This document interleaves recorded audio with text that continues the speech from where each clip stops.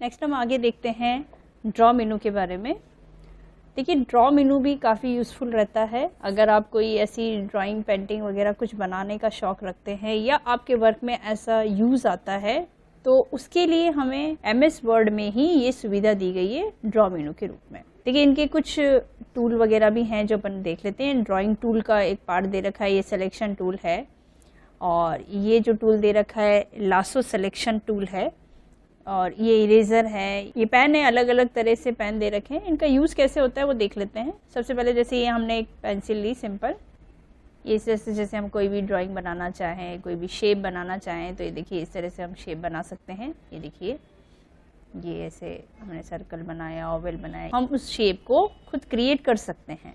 आप चाहें तो यहाँ पे पेन जो है वो रेड कलर का ले सकते हैं, आप डायरेक्टली उस रेड कलर से बना सकते हैं। ये देखिए इस तरह से, ये देखिए।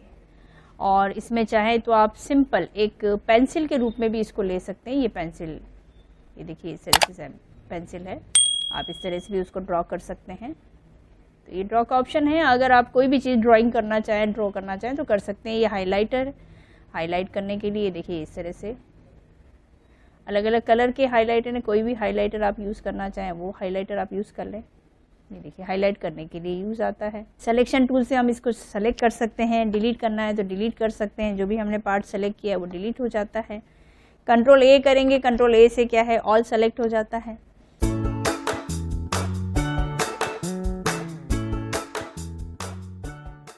रूलर दे रखा है। अगर हम चाहते हैं कि कोई चीज़ हमें जो है वो एंगल में सेट करनी हो, तो एंगल में सेट करने के लिए आपको रूलर का ऑप्शन दे रखा है। आप रूलर को कम ज़्यादा कर सकते हैं, आप इसको रोटेट कर सकते हैं। भाई आपको सीधी लाइन खींचनी है, बिल्कुल सीधी लाइन, तो सीधी लाइन खींचने के लिए हमने स्केल को सेट किया। ये देखिए आप स्केल मूव कर सकते हैं जिधर भी आप चाहें। 90 डिग्री पे हमने ये रूलर सेट कर दिया। अब हम पेंसिल से यहाँ पे देखिए स्केल आ गया हमारे सामने। अब इसको ये देखिए बिल्कुल सीधी लाइन आपकी इस रूलर के थ्रू खींची जाएगी। ये देखिए बिल्कुल सीधी लाइन आ गई। जैसे भी हमें एंगल सेट करना है, कोई ट्रायंगल बनाना है, कुछ भी बनाना है, लेकिन वो एंगल सेट करके बनाना है, तो देखिए इस तरह से एंगल सेट हो जाता है। कितने डिग्री पे आपको बनाना है उतने डिग्री पे आप बना सकते हैं। ये देखिए यहाँ पे हमने रूलर रखा और पेंसिल ली और इसको क्या किया, ड्रॉ कर दिया। ये देखिए बिल्कुल बराबर आपकी लाइन चलेगी। इस तरह से आप उस रूलर को जिधर भी मूव करना चाहें उधर मूव कर सकते हैं। ये देखिए लाइन सेट हो गई। ये देखिए हम इसको और रोटेट करेंगे तो और रोटेट हो जाएगा। ये देखिए अब हम ये दोनों लाइंस जोड़ना चाहते हैं तो ये दोनों लाइन जुड़ जाएगी इस तरह से। ये देखिए बिल्कुल बराबर सीधी लाइन खींची जाएगी। ये देखिए फिर आप चाहें तो और सेट कर सकते हैं उसको ऊपर नीचे। अगर थोड़ा सा सेट करना है तो हम लाइन को पकड़ के ऊपर नीचे सेट कर सकते हैं। ऐसा हम जनरली बना सकते हैं जैसा हमें एंगल सेट करना है। रूलर को हटाना चाहते हैं तो इसी पे क्लिक करेंगे, ये रूलर सेलेक्ट करके रूलर पे क्लिक करेंगे, रूलर हट जाता है। कोई भी अगर हम शेप भी सेलेक्ट करके उसको डिलीट करेंगे तो वो डिलीट हो जाती है इस तरह से। ये पर्टिकुलर लाइन डिलीट करनी है, लाइन डिलीट कर सकते हैं। पर्टिकुलर हमें पूरा शेप डिलीट करना है तो शेप भी पूरा डिलीट कर सकते हैं। फॉर्मेट बैकग्राउंड, आपको बैकग्राउंड कैसा चाहिए वो लाइनिंग आपके पेज पे सेट हो जाती है कुछ इस तरह से। जनरली अगर हमें इस टाइप की लाइनिंग के अकॉर्डिंग कोई वर्क करना है तो लाइनिंग हम बना सकते हैं फॉर्मेट बैकग्राउंड से, और उसी को अगर नहीं चाहिए तो हम नन कर देंगे। इसमें एक ऑप्शन काफ़ी इंपॉर्टेंट है, इंक टू शेप। जैसे हम इस ऑप्शन को सेलेक्ट करके और फिर कोई ड्राइंग बनाते हैं तो देखिए अभी मैंने इसको आड़ा तिरछा बनाया है तो देखिए बिल्कुल सीधा हो गया। आप अगर रेक्टेंगल बनाते हैं, ये देखिए मैंने रेक्टेंगल बनाया, देखिए बिल्कुल सीधा हो गया। आप सर्कल बनाएंगे, वो सर्कल भी आप टेढ़ा मेढ़ा बनाएंगे, ये इसको सीधा कर देगा। ये देखिए ओवल बनाएंगे, ये देखिए।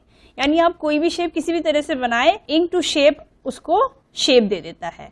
काफ़ी यूजफुल चीज़ है। इसी में एक ऑप्शन और दे रखा है ink to match. Ink to match का मतलब है यहाँ पे आप कोई भी चीज़ लिखना चाहें, जैसे हम कोई भी इक्वेशंस बनाना चाह रहे हैं, कोई नई इक्वेशंस है वो हम सेट करना चाह रहे हैं तो इक्वेशन आप बना सकते हैं। जैसे मैंने यहाँ पे कोई इक्वेशन बनाई है, जैसे मैंने a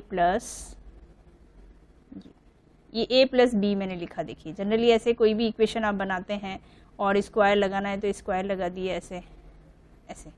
तो ये कोई इक्वेशन बनाई है, हम इंसर्ट करेंगे तो वो इक्वेशन यहाँ पे देखो इंसर्ट हो जाती है। ये शेप हम डिलीट कर देते हैं। ये देखिए एक इक्वेशन बन गई, और जब इक्वेशन बनती है तो इक्वेशन टूल सामने खुलता है। हमने इंसर्ट टैब जब पढ़ा था तो उसमें इक्वेशन भी पढ़े थे कि इक्वेशन कैसे बनाते हैं, किस तरह से हम इंसर्ट कर सकते हैं, उसमें कोई मॉडिफाई करना है तो कैसे कर सकते हैं, वो हमने इंसर्ट मेनू में आपको बताया था पिछला वीडियो। तो यहाँ पे आप इस इक्वेशंस में कुछ और बदलाव करना चाहते हैं तो इक्वेशन टूल से कर सकते हैं, और डिलीट करना है तो यहाँ से हमने डिलीट कर दिया। तो इस तरह से ड्रॉ में आपको दे रखा है इंक टू मैच। एक है ड्राइंग कैनवास, एक कैनवास इंसर्ट होता है, उस कैनवास के अंदर ही आप काम करना चाहें तो उस कैनवास के अंदर ही हम काम कर सकते हैं। हमें जो भी ड्राइंग वगैरह बनानी है, ये हमने पेंसिल टूल लिया, इससे जो भी हमें बनाना है तो सारा चीज़ जो है उस कैनवास के अंदर ही होगी। आप जो भी करना चाहेंगे वो कैनवास के अंदर ही होगा। ये कैनवास बना हुआ दिख रहा है, इस कैनवास को हम डिलीट करना चाहें तो डिलीट भी कर सकते हैं। कंट्रोल ए करके हम इनको भी डिलीट कर देते हैं। एक है ink to reply. Ink to reply का मतलब है हमने कोई भी, जैसे हमने यहाँ से कोई पेंसिल ली और यहाँ पे जैसे हमने कोई शेप बनाई, किसी भी तरह की कोई ड्राइंग पेंटिंग अगर आप बनाते हैं और आप चाहते हैं कि वो रिप्लाई हो जाए तो वो रिप्लाई हम कर सकते हैं। जैसे हमने जनरली कुछ भी ऐसे ही रैंडमली कुछ बना दिया, स्क्वायर को शेप बना दी हमने, बाकी आप चाहें तो कोई पेंटिंग आप जो बनाना चाहें वो बना सकते हैं। और इंक टू रिप्लाई करेंगे तो देखिए ये सारी बनती हुई नज़र आ रही है, देखो इस तरह से।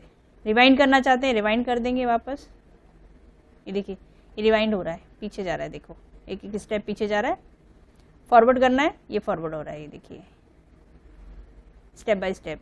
प्ले करेंगे तो सारी एक साथ प्ले होगी। हम रिवाइंड करके जाते हैं पीछे, ये देखिए पीछे जा रहा है, और प्ले करेंगे एक एक चीज़ बन रही है। देखिए कुछ इस तरह से हमने इंक टू प्ले को यूज़ करके जो शेप हमने बनाई थी या जो हमने ड्राइंग इस पे बनाई थी वो ड्राइंग को आप रिप्लाई कर सकते हैं।